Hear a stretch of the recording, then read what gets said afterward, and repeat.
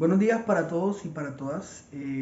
Quiero en esta mañana hacer una pequeña lectura del Evangelio de Juan, capítulo 2, versículo 6, que dice de la siguiente manera. Había allí 6 tinajas de piedras, destinadas a la purificación de los judíos de 2 o 3 medidas cada una. Jesús les dijo, llenad las tinajas de agua. Ellos las llenaron hasta arriba. Sacadlo ahora, les dijo, y llevadlo al maestresala. Ellos lo llevaron. Cuando el maestresala probó el agua convertida en vino, como ignoraba de dónde era, los sirvientes, los que habían sacado el agua, sí que lo sabían, llamó al novio. Me alegra mucho poder compartir el día de hoy una pequeña reflexión para la comunidad de la Tercera Iglesia Presbiteriana La Cruz. De verdad, muchísimas gracias por la invitación. El día de hoy quiero, a través de esta lectura, tratar de llevarte a identificar alguna señal que te indique o que te advierte que posiblemente has dejado de vivir el Evangelio como una fiesta. Hemos leído cientos de veces un texto como este y posiblemente nos hemos concentrado en lo que para nosotros es esencial, la señal, ¿cierto? Siempre creemos que al leer el Evangelio, que lo más importante que vemos en él es la obra final de Jesús dentro del relato, como es el caso en el que Jesús pues termina realizando un acto milagroso, una acción conllevada por su gracia.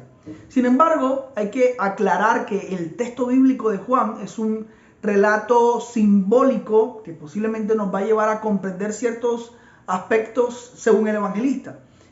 Primeramente, pues las razones de su misión mesiánica y de su profunda humanidad en la construcción de lo que nosotros llamamos reino de Dios. Ahora, leyendo un poquito el texto me causa ciertas cosas curiosidad, que digamos primero que nos enfrentamos de partida con una imagen de Jesús completamente diferente a lo que los otros evangelios nos habían presentado. Este Jesús que da apertura, según el evangelista, a su primer milagro o señal. Es uno que de verdad, digamos, disfrutaba de algunos eventos sociales. De hecho, a mí me parece muy curioso que Jesús se le note utilizando la metáfora de las bodas casi que concurridamente para hablar del reino de Dios. Como quien dice, Jesús parecía gustarle ir a estas fiestas y disfrutarlo, ¿sí? Así como lo oye. Jesús fue un hombre del siglo I, cultural y religiosamente judío. Así que es posible que le gustaba compartir espacios en estos ambientes normales o cotidianos con sus amigos. Por lo menos esa es la primera impresión que ya nos quiere dejar el evangelista al leer, digamos, el relato de las bodas de Caná. Es por eso que para mí una primera señal de que has dejado de ver el evangelio como una fiesta es que has dejado tus relaciones sociales. Es que has abandonado tu propia humanidad, creyendo que debes sacrificar, ser un humano normal para parecer más santo, más puro y mejor cristiano que los demás. Es decir, ya no disfrutas el tener relaciones comunitarias por el simple goce. Ahora crees que todo debe ser mediado por la religiosidad y por los espacios litúrgicos, creyendo que posiblemente eso te hace estar más cerca de Dios. Dicho de otra manera, Jesús es visto aquí como un ser completamente humano. Asiste a una fiesta con sus amigos, con sus relaciones sociales.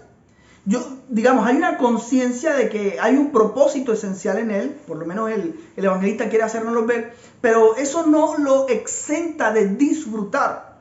Los cristianos en ocasiones nos hemos privado de disfrutar, del placer de relacionarnos y disfrutar.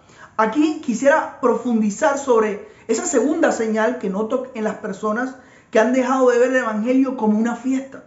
Jesús es visto aquí muy cercano, conviviendo en la cotidianidad de una boda. Eso ya nos indica que hay un rostro de Dios alternativo, diferente, innovador al que comúnmente siempre nos han enseñado. Pero también nos indica un rostro diferente de ser cristiano, de ser creyente, al que también nos hemos muchas veces privado. Claro, por la imagen que hemos tenido de Dios. Yo me refiero exactamente a esa experiencia de cercanía, de cotidianidad, de normalidad que deberíamos tener de Dios. pues este ya no debe estar en nuestro imaginario como un ser lejano, distante del placer, del disfrute, de la alegría y de la felicidad. Por el contrario, el Dios que nos muestra Jesús aquí, ¿cierto? Es un Dios que no es extraño a nuestra realidad, a nuestra cotidianidad, a los espacios de ocio y de esparcimiento. Dios es un Dios cercano, alegre y yo diría atrevidamente ocioso. Entiéndase la palabra, digamos la importancia al hablar del Dios ocioso como el Dios que descansa, que no necesita generar escándalos, experiencias sobrenaturales, espectáculos o manifestaciones extraordinarias. De la misma manera, los cristianos no deberíamos alejarnos de una vida llena de la cotidianidad, de la normalidad, del ocio, del descanso. Un cristiano que camina, ¿cierto? Digamos en el descanso, en la normalidad, en la cotidianidad, es un cristiano que camina con el otro y con la otra, como su igual. No vive pensando que es un ser completamente diferente al otro y a la otra. Por el contrario, comparte lo cotidiano del otro y la otra y así muestra a un Dios más creíble, más accesible, más humano, más de aquí, más de ahora. Probablemente no hemos visto el Evangelio como una fiesta y por eso nos hemos ocupado en vaciar las tinajas. Las bodas judías eran muy particulares. No había una sola forma de hacer bodas en tiempos de Jesús.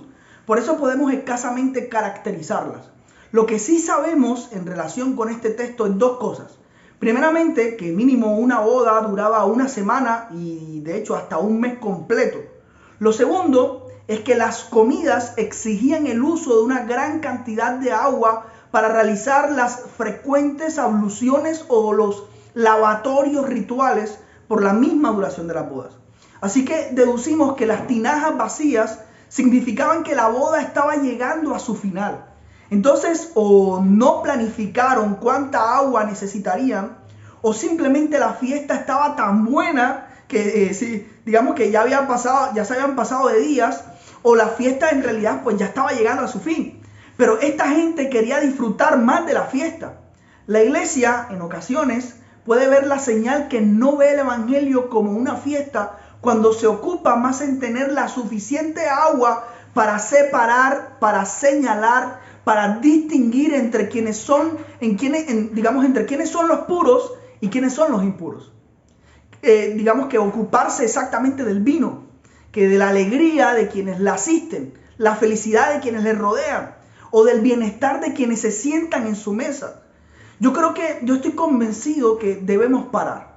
Debemos parar y dejar de clasificar o de verificar quiénes son puros o quiénes son impuros.